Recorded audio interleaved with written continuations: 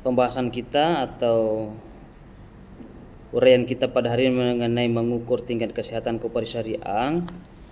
Tentu bukan kesehatan di sini bukan kesehatan fisik sebagaimana manusia, ya. Tetapi bisa dilihat dari segi keuangannya, itu bisa diukur. Dari segi manajemennya juga bisa diukur. Oke.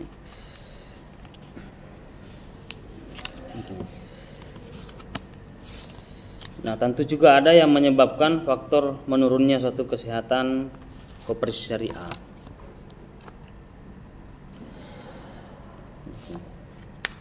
Kalau tadi ada pertanyaan bagaimana cara mempertahankan atau mengukur kesehatan koperasi syariah, itu biasanya dinilai oleh pemerintah. Tetapi penilaian itu bisa berdasarkan dari kinerja dari pengurus ataukah yang mengelola koperasi syariah. Tapi yang paling nampak adalah sejauh mana dia memberi manfaat. Nah, itu yang biasa menjadi ukuran pokok, ya. Kalau kehadirannya tidak terlalu banyak memberi manfaat di sekelilingnya, baik itu secara anggotanya pribadi maupun secara umum, maka itu sudah bisa dipastikan yang sudah tidak sehat, ya, atau kurang sehat. Itu ada yang keliru, ada yang salah di dalamnya, gitu. Tapi sepanjang suatu koperasi syariah itu bisa menyiapkan berbagai macam kebutuhan para anggota dan masyarakat, ataukah produk itu kalau dari segi penjualan itu stoknya ada, ya, stoknya ada, itu bisa ditandai bahwa dia dalam keadaan sehat. Nah, tentu bukan hanya anggota yang merasakan dampaknya, tapi juga masyarakat umum.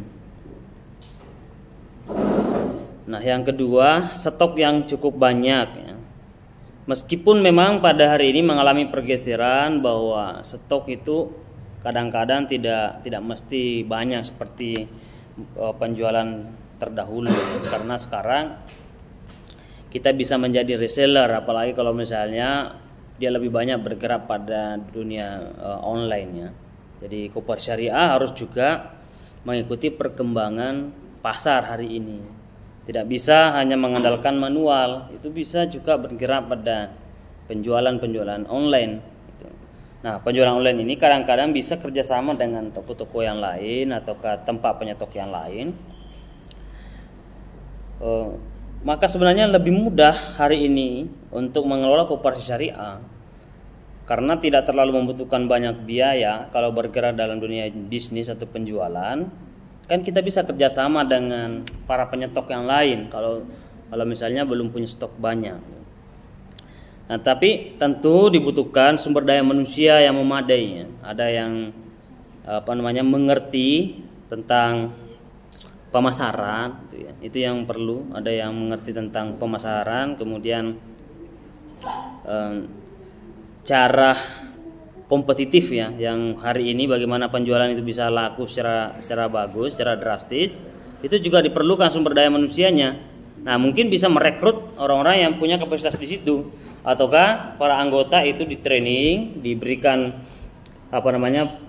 tambahan pengetahuan dalam mengelola bisnis secara online.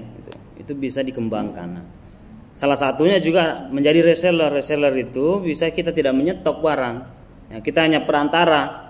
Ya, kita hanya memasarkan barang-barang yang ada yang sudah kita kerjasama dengan yang orang tertentu yang punya stok banyak. Nanti ketika ada misalnya pembeli, kita bisa menyalurkan ke sana, dia yang mengirim. Itu biasa seperti itu namanya reseller, ya. Oke. Jadi sebenarnya mudah. Nah, tetapi ada kemandirian dan pertumbuhan suatu koperasi. Seberapa mandiri satu koperasi itu juga bisa menentukan koperasi syariah itu sehat, ya. Ada namanya rentabilitas aset, yaitu kemampuan koperasi untuk menghasilkan laba dengan menggunakan aset yang dimiliki. Nah, itu juga bisa menjadi poin pokok dari pertama itu. Meskipun kita bisa menjual produk dari yang lain, tetapi ada namanya rentabilitas aset, yaitu kemampuan koperasi syariah itu sendiri dalam menghasilkan keuntungan berdasarkan aset yang telah dimiliki, ya. Kalau yang mengandalkan stok dari orang lain itu kan bukan aset kita, ya.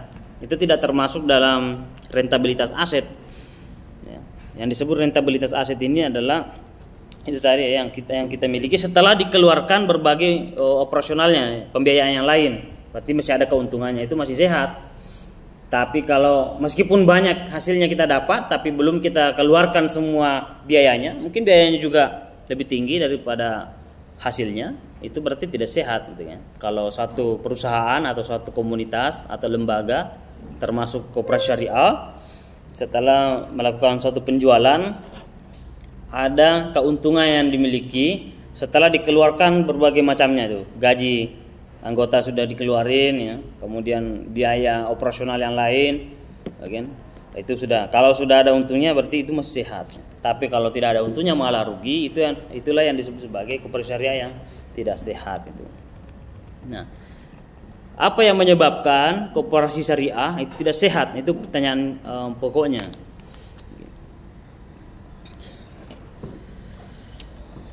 Yang pertama bisa karena perselisihan internal itu, yang diperkirakan menimbulkan kesulitan dalam koperasi syariah. Jadi bisa karena faktor internal ya. Meskipun itu bukan hanya koperasi syariah, apapun itu, kalau lembaga apapun kalau ada perselisihan secara internal itu bisa mempengaruhi kesehatan suatu lembaga. Nah, apalagi juga koperasi syariah, kalau ada perselisihan secara internal, ada ketidaksamaan paham terhadap para anggota ataukah yang mengelola, maka itu bisa menyebabkan itu dulu yang diperbaiki. Yang kedua bisa jadi karena ada campur tangan pihak dari luar koperasi syariah ataukah kerjasama yang tidak wajar sehingga fungsi koperasi tidak dilaksanakan dengan baik. Jadi ada kerjasama yang tidak wajar ya, misalnya melakukan pinjaman yang sangat besar-besaran ya, dari pihak luar, tapi pihak luar ini menekan manajemen dari koperasi syariah, ingin memasukkan pemikiran-pemikirannya sendiri yang bertentangan dengan koperasi syariah. Anggaplah misalnya dari segi pembagian hasil, ketika pembagian keuntungan, ketika misalnya kita sudah melakukan penjualan, kalau bergerak dalam dunia pemasaran atau penjualan, nah tapi ada pihak luar tidak menginginkan pembagian secara merata hasilnya, itu kan bisa menimbulkan kesehatan koperasi syariah yang tidak bagus itu. Karena ada campur tangan dari yang lain.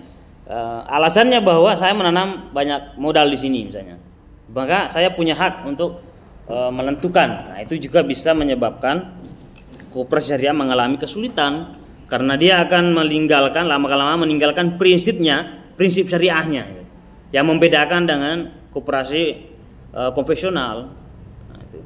Nah, mungkin ingin dipertahankan koperasi syariahnya itu syariahnya, tapi ada pihak lain yang mencoba merubah.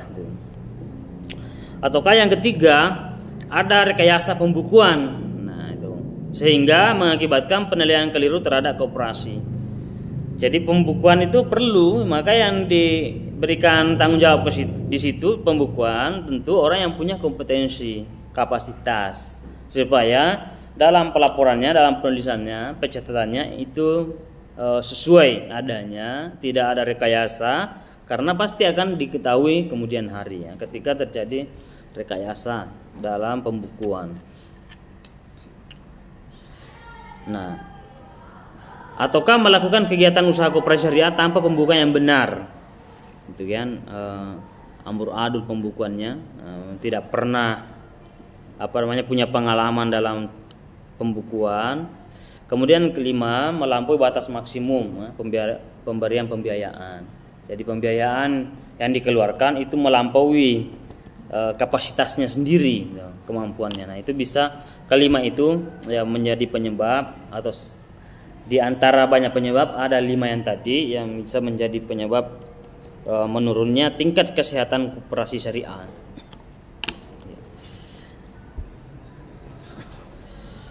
Oke, itu yang menjadi tambahan pada hari ini.